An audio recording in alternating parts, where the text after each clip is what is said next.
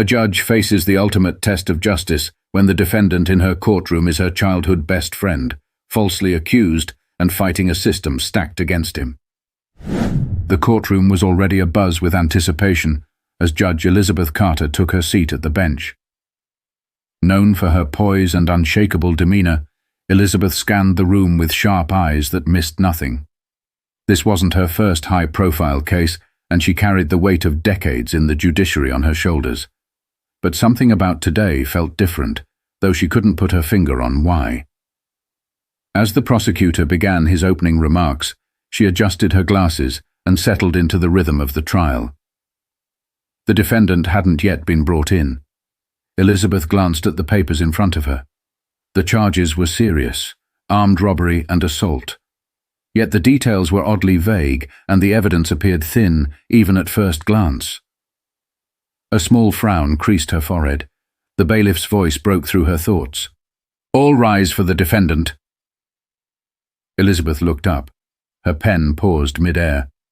The man who walked into the courtroom was strikingly familiar. His eyes, though worn with years of hardship, carried a spark she'd seen before.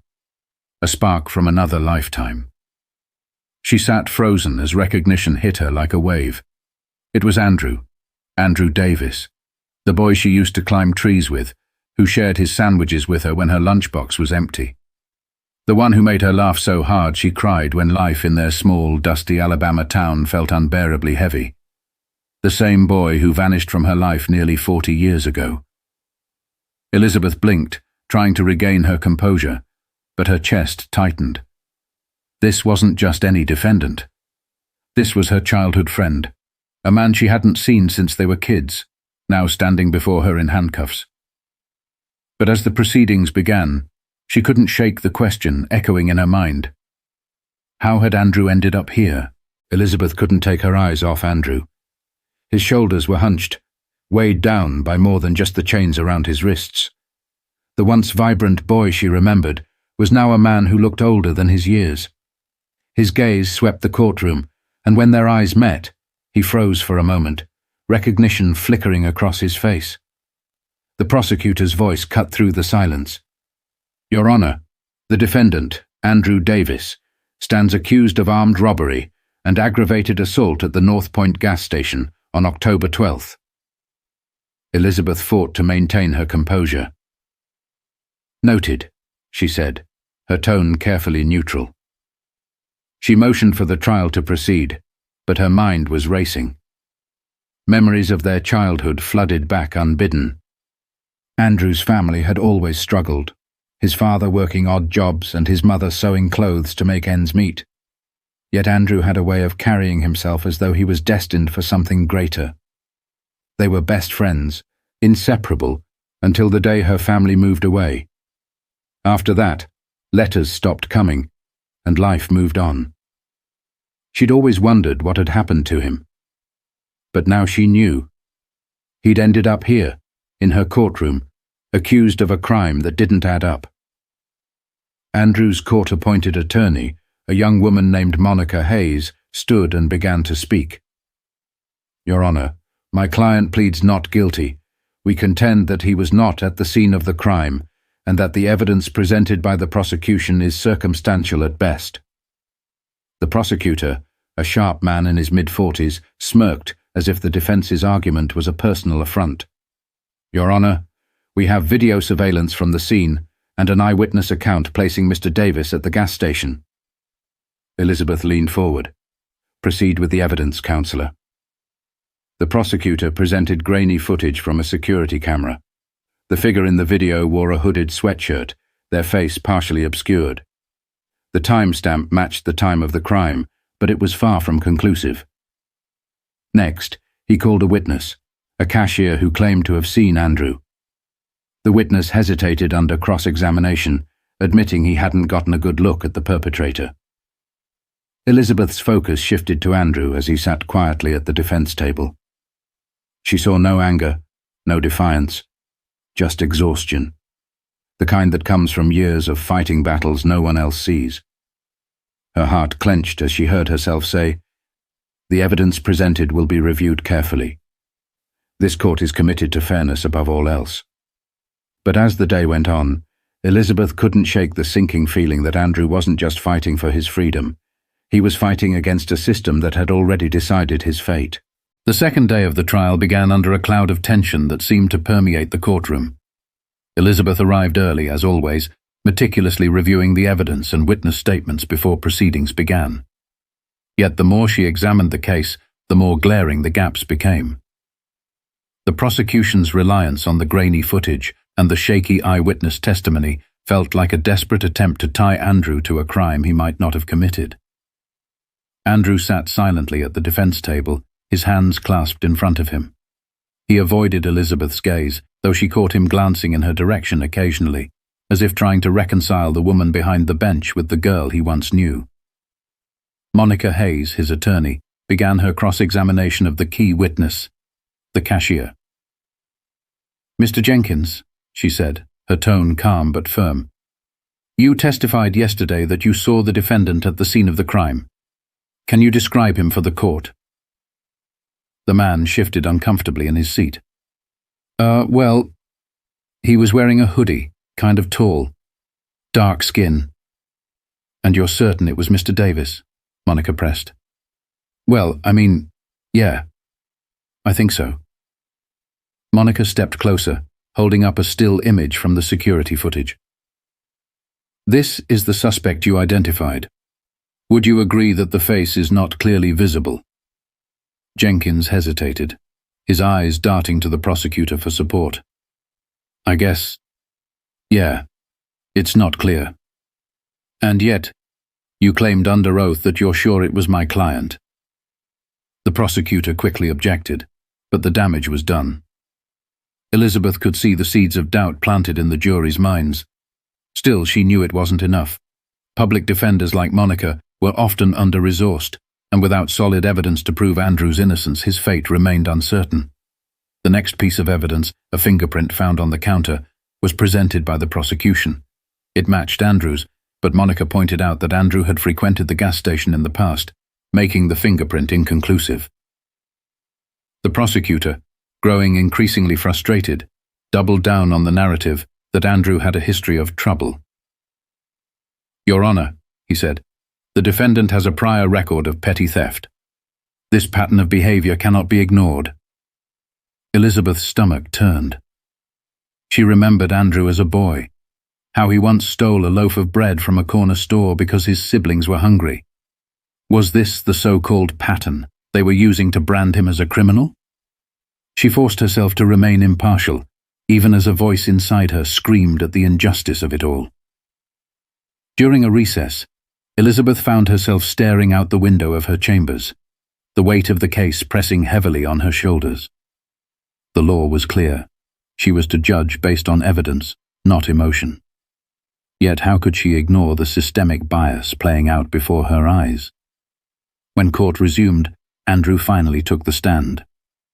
His voice was steady, but laced with quiet frustration as he recounted the night of the crime. He had been home, he said, watching TV with his neighbor, an elderly woman who couldn't attend court, but had provided a written affidavit.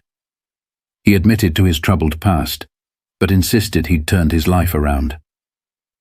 "I'm not that kid anymore," he said, his eyes momentarily meeting Elizabeth's. "I've made mistakes, but I've worked hard to stay out of trouble. I didn't do this." The courtroom was silent, the weight of his words hanging in the air.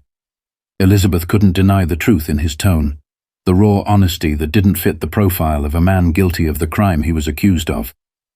But the prosecution wasn't done. And as the trial continued, Elizabeth realized that the system she upheld for so many years might not just fail Andrew, it might break them both. Elizabeth sat behind the bench, her face a mask of calm authority. Inside, however, a storm was raging. The evidence presented so far was weak, riddled with inconsistencies. But she knew how the system worked. It wasn't about fairness. It was about perception. A black man with a prior record, no matter how minor, was an easy target for those eager to close a case. She had seen it before, but this time it felt personal, cutting into her core. As Andrew's testimony concluded, the prosecutor rose for cross-examination. His tone was sharp, condescending, each question aimed at chipping away at Andrew's credibility. "So, Mr. Davis," he began, pacing slowly, "you claim you were at home on the night of October 12th. "That's right," Andrew replied firmly. "And your only alibi is a written statement from your neighbor, a statement, I might add, that cannot be verified because she conveniently isn't here today." Andrew's jaw tightened, but he held his composure. "She's 87. Traveling isn't easy for her." "Convenient indeed," the prosecutor sneered, turning to the jury. "Ladies and gentlemen, what we have here is a man with a history of theft, caught on camera at the scene of the crime, trying to escape accountability." Monica Hayes shot to her feet. "Objection, Your Honor. Counsel is making unfounded assumptions." "Sustained," Elizabeth said, her voice cutting through the tension. "Stick to the facts, Counselor." The prosecutor nodded but didn't lose his smug expression. "Of course, Your Honor." He turned back to Andrew. "Tell me, Mr. Davis, do you deny that you've been arrested before?" Andrew hesitated, glancing briefly at Elizabeth. "No, I don't deny it. I made mistakes when I was younger." "And yet here you are again. Same story, different crime." Elizabeth's hands clenched under the desk. The implication was clear, and she could see some jurors nodding subtly, buying into the narrative the prosecutor was weaving. She wanted to interrupt, to remind them that a prior record didn't make someone guilty of a new crime. But she couldn't. Her role demanded impartiality, even as her heart screamed otherwise. That night, Elizabeth sat alone in her chambers long after everyone else had left. The courtroom, once a place where she felt she could make a difference, now felt like a battleground where justice was losing. She thought about Andrew as a boy, the laughter they shared, the dreams they whispered under the shade of the big oak tree in their hometown.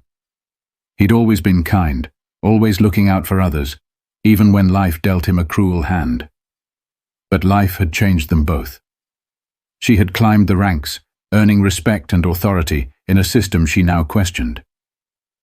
He had been left behind, swallowed by circumstances beyond his control. Her thoughts were interrupted by a knock at the door. It was Monica, carrying a thick folder. "Judge Carter," she said hesitantly, "I know I'm not supposed to approach you like this, but I need you to see this." Elizabeth's eyebrows furrowed. "You know the rules, Ms. Hayes." "I do," Monica said, her voice trembling. "But the stakes are too high. This isn't just about Andrew, it's about what's right." Elizabeth hesitated, but nodded for Monica to continue. Monica laid the folder on the desk, flipping it open to reveal documents and photographs. "I did some digging. The gas station's owner has ties to the lead investigator on this case. They've worked together before, and there are reports of similar cases where suspects were coerced into confessions or wrongfully accused." Elizabeth felt her breath catch. "And this wasn't brought up during discovery?" "No," Monica replied. "I only found it because I didn't stop looking. But I don't have the resources or the time to present this properly before the jury." Elizabeth closed the folder, her mind racing. If she allowed this evidence to come to light, it could expose a deeply ingrained bias in the system, a bias she had always known existed but rarely had the power to confront directly. Yet doing so could also jeopardize her position, her reputation, and everything she had worked for. The decision weighed heavy on her, but Elizabeth knew that the truth, once seen, could not be ignored. She just didn't know if she was ready to risk everything to reveal it. The next morning, Elizabeth arrived at the courthouse early, Monica's revelations still fresh in her mind. She reviewed the folder again, carefully noting the connections Monica had uncovered. The implications were staggering. If true, the case against Andrew wasn't just flawed. It was a deliberate fabrication, built on a foundation of systemic corruption. As the trial resumed, Elizabeth struggled to maintain her professional demeanor. Her gavel struck sharply to call the room to order. "Proceed," she said, her voice steady, though inside, her thoughts churned like a storm. Monica rose from her seat with renewed determination. "Your Honor, I'd like to recall Detective Robert Kendall to the stand." The detective, a stocky man with a self-assured air, took the stand. He was confident. Too confident, Elizabeth thought. Monica began her questioning with a calm yet probing tone. "Detective Kendall, how long have you been working with the department?" 20 years, he replied, flashing a practiced smile. "And in that time, how often have you collaborated with local businesses, such as the owner of North Point gas station?" The detective's smile faltered slightly. "Occasionally, for community outreach or investigations." "Investigations like this one?" Monica asked, tilting her head. "Yes," he said cautiously. Monica stepped closer, holding up a document from the folder. "Detective Kendall, are you aware that the gas station owner, Mr. Carson, has filed multiple complaints against young black men in the area, several of which resulted in arrests that were later overturned due to lack of evidence?" The courtroom fell silent. The prosecutor immediately objected. "Your Honor, this line of questioning is irrelevant." Elizabeth looked directly at the prosecutor, her voice firm. "Overruled. Continue, Ms. Hayes." Monica pressed on. "Detective Kendall, did you investigate those complaints thoroughly, or were the arrests made based solely on Mr. Carson's accusations?" "I followed protocol," Kendall stammered. "Protocol," Monica repeated, her tone sharp. "And does protocol include ignoring potential conflicts of interest? Because Mr. Carson has financial ties to you, doesn't he?" Kendall's face turned pale. "I don't know what you're talking about." Monica didn't relent. "Your Honor, I have here bank records showing a series of payments from Mr. Carson to Detective Kendall over the past 5 years. These records were not disclosed during discovery." Gasps rippled through the courtroom. Elizabeth's chest tightened. The implications were damning, and the jury's expressions revealed that they were beginning to question the entire narrative. The prosecutor rose again, visibly flustered. "Your Honor, this evidence was obtained outside the scope of the trial. It should be inadmissible." Elizabeth paused, the weight of the moment pressing on her. "Ms. Hayes, I'll allow this evidence, but you'll need to provide its relevance to this case." Monica nodded. "Thank you, Your Honor. These payments suggest a pattern of collusion between Mr. Carson and Detective Kendall, casting doubt on the integrity of this investigation and the charges brought against my client." As Monica continued to lay out the evidence, Elizabeth noticed Andrew sitting at the defense table, his expression a mixture of hope and disbelief. For the first time, the tide seemed to be turning in his favor. When court adjourned for the day, Elizabeth retreated to her chambers, her mind racing. The revelations were explosive, but they also put her in an impossible position. She could expose the corruption, ensuring justice for Andrew, but risking her career in the process. Or she could let the system take its course, knowing it would crush an innocent man. As she stared at the folder on her desk, Elizabeth realized that the choice before her wasn't just about Andrew. It was about the very principles she had sworn to uphold. And for the first time in years, she wasn't sure what to do. The final day of the trial arrived, and the courtroom was filled with an electric tension. Elizabeth took her seat, her face unreadable as she prepared to deliver a decision that would ripple far beyond the walls of this courtroom. Monica Hayes delivered her closing arguments with passion, her voice steady and unwavering. "Ladies and gentlemen of the jury, this trial is not just about Andrew Davis. It's about a system that too often sees people as statistics rather than individuals. Andrew is not a number, nor a case file. He's a man who has worked hard to leave his mistakes behind, only to be dragged back by assumptions and prejudice. You have the power to see through the cracks in this case and do what is right." The prosecutor attempted to counter, but his arguments felt hollow after the revelations of corruption. The jury's expressions made it clear they were no longer convinced by his narrative. When it was time for Elizabeth to issue her final instructions to the jury, she spoke with a clarity that surprised even herself. You have heard the arguments, seen the evidence, and witnessed the weaknesses in this case.